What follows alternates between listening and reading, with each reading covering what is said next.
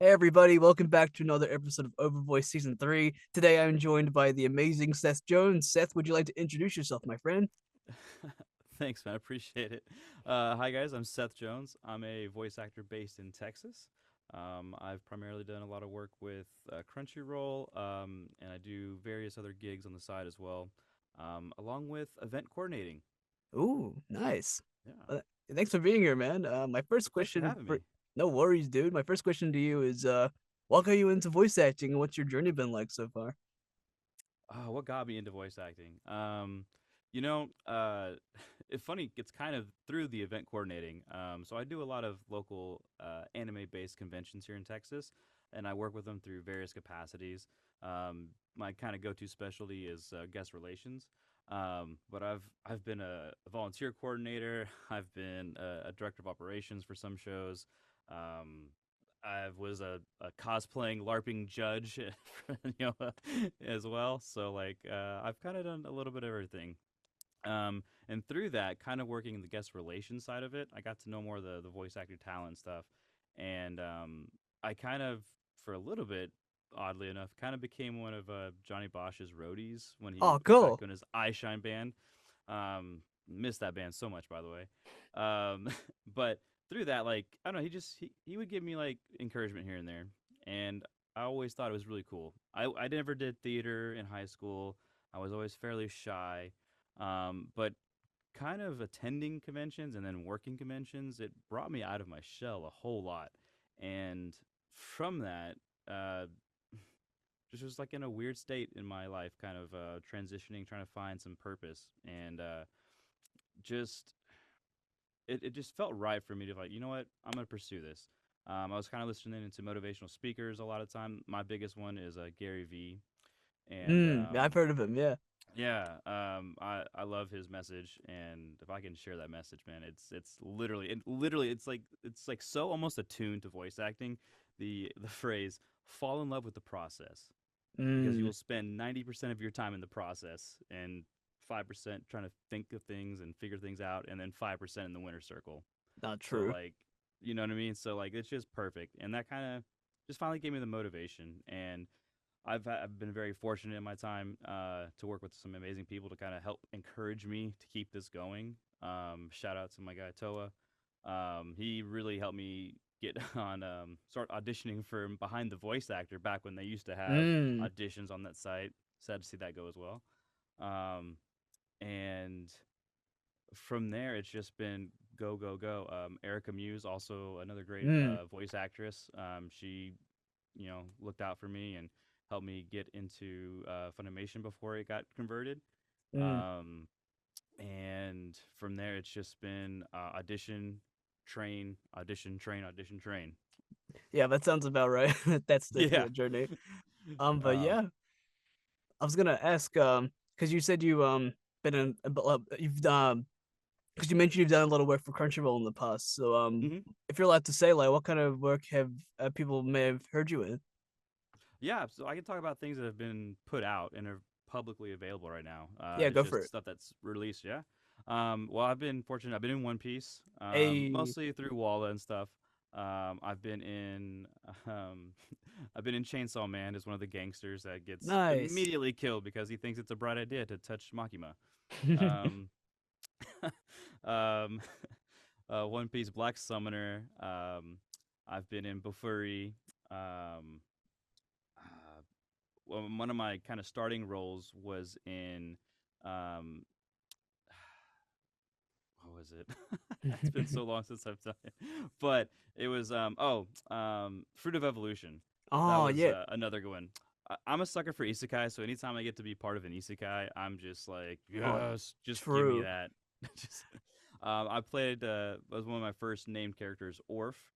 Mm, Um, I was also in the Reign of the Seven Spell Swords, where I was a student there.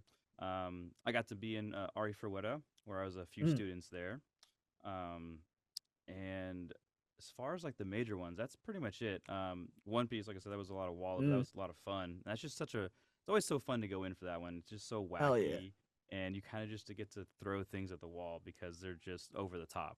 Hell yeah, and it's a pretty like big, franchise, So like the fact that you're a part of it, it's really fucking cool.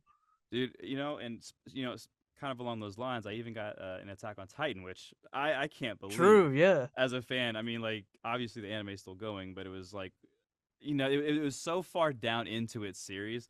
Like, there's no way I have like a shot at being like it wasn't even on my radar. Yeah. And then I just happened to one day they needed some extra backup, and I got lucky enough to.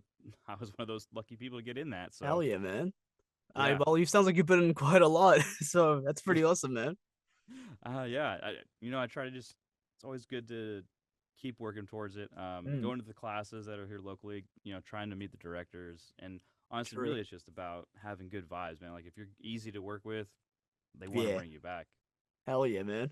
But yeah, I just want to ask, like, being part of like those bigger franchises like Attack on Yeah, Titan and One Piece, um, I'm not sure if you because you mentioned being a fan of Attack on Titan before, but yeah. were you a fan of like One Piece or any of the other animes you worked on before, um, getting into the booth? Oh, absolutely.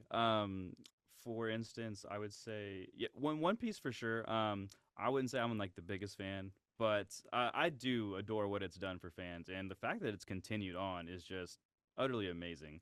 Um, and with I love how like they keep reinventing almost kind of their style with every new season. Like Yeah, Wano has a very different feel compared to this newest arc. yeah, And so like that's always awesome. And I have a couple of buddies who are like super big fans of it, and it's always fun to just be like, "Hey, did you see this episode? Yeah, you should check that out." Um, what else? No, I mean, it's funny because Black Summoner and Ari Frueta, I actually started reading as a manga before it even got the anime announced. oh wow, And so, like, that was a fun, just like, oh, heck yes, man! I didn't realize this was gonna get an anime. Oh man, I get to be a part of it. This is amazing! Holy crap! So yeah, no, I absolutely try to, and I have such a wide variety in taste, um, that it more than likely I've probably seen it, or was a fan of it prior to going in. Yeah. true, yeah. But yeah, that's awesome, dude. Like especially because like One Piece is like ending, so like you got in there like right at the right Yes. time. And but like I imagine like knowing you, you'll probably be like brought back for the latest season or something. But we'll see. Fingers crossed. I hope But so. Well, they are rebooting it, that so it's gonna keep going. no way are they rebooting One Yeah, Piece. yeah, They're actually and doing that. yeah, it's oh, what studio was it? I can't remember the studio that announced it, but it got an announcement. I Oh, want to say at last year's I EX. did hear about this. Yeah. Okay, because that's so weird. Because I thought like they make it to like they find the One Piece, but then the One Piece just reboots the whole franchise. It's like start from the top. So that's Oh yeah. interesting. But damn, that's I mean who knows? Like more people will get into One Piece, but we'll see how it goes. I don't know if it'll be the same cast or a new cast, but it'll be interesting. Yeah, I can't wait to see it. absolutely. Yeah. But yeah, because you said you live in Dallas, right? That's in Texas. Yeah, in Texas, yeah. Yeah, what's it like recording in studio for like anime? Because I don't think I've ever like asked that before. I mean, Mhm. obviously, don't spill any break any Oh, NDAs or anything, but like yeah, in yeah. terms of like the process of like recording in person, because and also like recording remotely, like what's been your Mhm. experience? Yeah, yeah, absolutely. I mean, I love going in studio. One, it just I guess I'm old school in that way, where like going to the office just feels kind of professional. Yeah, But as a voice actor, a lot of it's just auditioning. You send your audition, and then you hope for the call. You never get a reply of like, "Hey, you didn't get this role. We went with yeah. somebody else." It's always like you find out later with the casting announcements on Twitter or something. And so you're just like, "Oh, okay, I guess I didn't get it." But going into studio, you're kind of just like, yeah, no, I clearly got it. Heck yeah. So like that's just that automatic reinforcement. Plus the studio is like super dope. Hell I yeah. got some photos on my social medias, and like they have the little waiting room, and it's black and white like a manga panel. And Oh, that's I cool. always it's so cool, but like I always feel kind of like, man, I don't really want to go in there and wait in there because I feel like I'm gonna get it dirty. Like just Jesus. this weirdest like I know it's such a weird thing to think, but like I don't know, I'm just like I don't want to be the one that like leaves that footprint there. It's so Oh, come on, nice. man. It's not like you're sullying the place with your presence. Come on. They wanted you here Right. for a reason, dude. True, true. But yeah, and then so you go in, you got to sign you in. and then they let you know you're going to be in this studio at this time. Once that's all taken care of, you typically arrive in early. That way, one, you don't have to worry about traffic or anything that Mm, causes you some delay. Because if you're delaying the session, typically you're going to delay their whole day. So yeah. you need to make sure you're on time. So you'll go into the studio once it's your time, and typically want to be right on time because they may be wrapping up with a previous session or something like that. So you always want to try to be either on time or maybe like a couple minutes early. Nothing too crazy. Like you don't want to be like 10 minutes early, anything like that. And then with that, you hop into the booth. The engineer goes in with you to the booth. And then he adjusts the mic to your height to the proper. And then once you get the headphones on, do a quick little mic test, make sure everything's working, and then from there you go. The director will then show you, kind of bring up the screens, and the studio has a two-screen system here, which I also mimic in my remote setting. I try to mimic what they have as much as I can at home. That way, it's not too jarring of an experience when I Yeah. go in to record. Um, and if that's kind of the standard, I want to be on the standard level. I want to have that minimum the standard. So then they break down the scene to a degree. They kind of just more of a they give you the context of like, hey, so this is the scene, this is what's going on, it leads up to this, and then you get to preview the Japanese Mm, uh, animation, and then you go through, you listen to it, see kind of where the lines kind of get when the line starts. There's also some beeps that lead up to it to help yeah. you know when The to actually beeps. start. Yeah. Um, and so from there, once you've watched the Japanese, then you go in turn to your turn. Beep, beep, beep. Imaginary fourth, you start, and then you go. And from then you gotta be as good as you can. For There real. is no prep time to kind of Mm, figure out some of these, especially like the Walla and kind of side characters. yeah. You just kind of have to figure it out on the fly because one, they got have a lot of deadlines to meet. Yeah, So that's so true. you got to have just kind of this like idea in your head before you even get there. And unfortunately, you have like literal seconds to figure it out, really. Yeah. Um, so, so in as far as that, that's kind of that, and that's the whole process. You wrap up once they get all the takes they need. If you need to do a redo, they'll do a redo. If you feel like you could do better on delivery, feel free to say, "Can I get one more or something?" But Oh, you're allowed to um, ask for that. That's pretty cool. here and there, sometimes you can if they're if they're willing to work with you. That's But fair. it's all up to the director. So, but it never hurts to ask. Never hurts Yeah. to ask because they also want you to feel like you're giving the best performance as well. Nice. And if you kind of feel a little awkward about it, they're not going to sit there and be like, oh well, we don't care about how you feel. No, no, no, they absolutely care how Yeah. you feel. But yeah, for the people watching, like the beeps Yeah. might sound intimidating, but they're really not. I've been doing a lot of ADR classes, and like Oh, nice. I think the beeps were like intimidating like the first time. Then like after that, it's like second nature almost, where it's just Oh like yeah. it's just really easy because like beep beep beep go. It's like yeah, Mm-hmm. it's like you're starting off in a race or something. Oh And yeah, you can absolutely. get a little bit Freaking ready Mario for Kart, like man. yeah, you can get like a little bit ready for like the emotional stuff. So it gives you a little bit of time, Yeah. especially if you get like the scene breakdown beforehand. But yeah, that's cool, man. Are there any anime and stuff in the future that you would like to work on? Every single one. Oh yeah, like any like in particular, like Any particular, I would love a shot at Kaiju number eight. I think that's such a yes, great series. I cannot believe the amount of. I mean, like one of the just the style of it, but just like getting some of these like we got One Republic to do the freaking opening. Are you kidding me? That's awesome. That's I amazing. did not know that. I did not know. Yeah, One Republic, the the One the Republic. the Counting Stars band. Yeah, the Really, one and the same.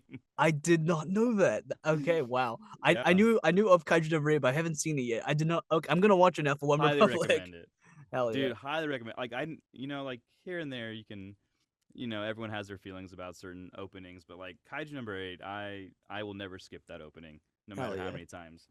Is it It the is same in just that good. Japanese as well, or is it just One Republic for like the dub? It is the same. Oh, It is the that's same. cool. That's really Yeah. cool.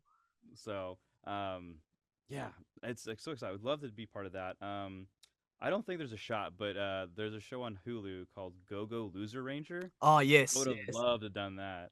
Hell yeah. Um, Any kind of like Super Sentai stuff too, like that's also like guilty pleasure of mine. Hell yeah. I would love to do anything kind of like that related. Obviously, any isekai that's coming Yeah. out, I would just love to have a shot. Hell yeah, man. We're Um, gonna get you in for Konosuba season 4 or something. dude, that would be, man, that like that'd be dope. But like that would just be fun. Like I could just imagine those sessions just being so incredibly fun. Yeah. Um, man, yeah. As far as just like kind of looking out, I've kind of unfortunately been a little bit more on the reacting side Mm, on like finding new stuff here and there, because I've been trying to do so much training and kind of work on some other personal projects on my own. So nice. like unfortunately I haven't. I mean I remember it. I kind of missed it too because I really enjoyed.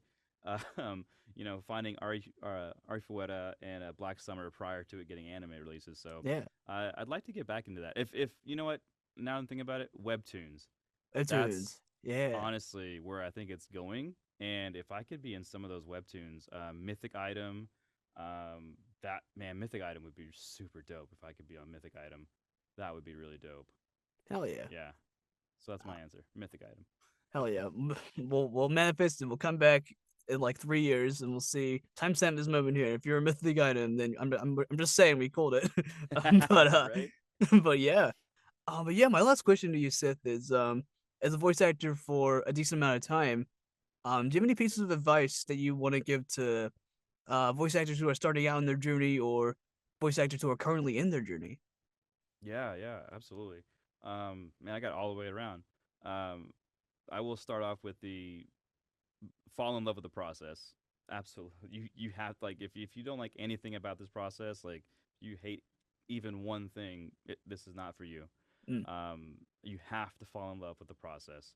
Um, it's not just enough to be just a voice actor who can't do their own audio. It's not enough to do the audio but not know how to clean it up. Like you have to fall in love with every aspect of it, because there's just honestly there's so many lows. Um, you can the voice actress for Ahsoka, Ashley. She will to this day does every time she's at a con I've seen her. She's always telling new up and coming voice actors that it took her 800 auditions before she landed a role that was worth a damn, mm, which was the Star Wars one. So like, yeah, like it is a grueling process, and if you're not ready to put in the work, or more so the patience, if you're not willing to be patient, then you're in for a rough time, mm, and voice acting is probably not for you.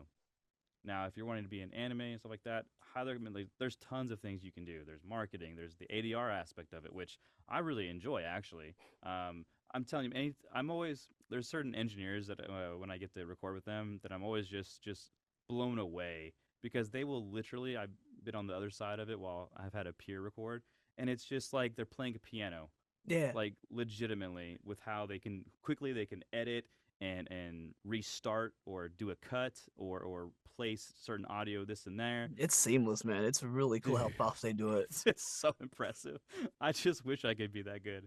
But I mean there's just so many aspects of it, so like if you're really trying to get as far as involved with the anime side of it, there's tons of things you do it if voice acting is not the thing.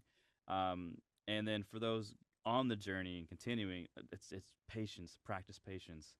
um, and be kind to everyone. Like, don't. It is so easy in this industry to get such a big head if you land some big role, Yeah, or your anime that you got in maybe wasn't popular, but then it starts blowing up later, getting movies about it. Like it's just you got to keep a level head, and it's not just other actors. Directors don't typically like working with arrogant people. I mean, unless you're just that good, I I guess. guess. But it's the more easier you are to work with, the more you're knowledgeable, the more choices you know how to make on the fly, the better you're gonna do. Um, I literally had a guy who name's Ethan. He he was kind of like a little mini fan of mine, and I was always seeing him at conventions, and he'd always come up to me and always be like, "Dude, you're gonna make it, man!" And literally, this guy he got the main villain in the Seventh Prince just Oh, recently. cool. So like, just it's so awesome. You never know who's gonna become what, you know. Yeah. So it's just patience and training. Like you never stop learning. Yeah, That's for the other real. thing. You can't. I know classes can be a little bit pricey, but Oh at the yeah. same time, you got to keep going. You got to find ways to train. You got to find ways to collaborate with friends. And I think creating things is probably the best outlook. If you can't afford a class, then try to create something, Yeah. even if it is just like a comic dub or something. Like even that's something, you know. So I just gotta say, be patient, fall in love with your process, and yeah, that's what I Hell yeah. got. Hell yeah, man. And with that amazing note, this interview comes to a close. Seth, thank you so much for coming on. You've been an amazing guest. Thank you for waiting, Thank by you. the way. It's been like 2 years trying to make this work. So I You're appreciate you good, man. coming on, man, and waiting. Your patience has been incredible. You're right, patience is a virtue. Um, but uh but yeah, Seth, where can people find you like on social media and stuff? Yeah, I pretty much have every social. Twitter, Twitter, Slack, Threads. I don't know why I said Slack. Slack's a work thing. I just did some work. So Twitter, pretty much VA Seth J or Seth J VA is typically my handles on stuff. And yeah, I'm mostly active, I guess, on Twitter, you could say. Yeah. um, I try to that and TikTok here and there. So yeah, Yeah. Awesome. I'll link all those in the description as well. And yeah, thank you so much again for coming on. Appreciate your time and you as well. And yeah, thank you guys so much for watching, and we'll see you for the next interview. Bye, everybody.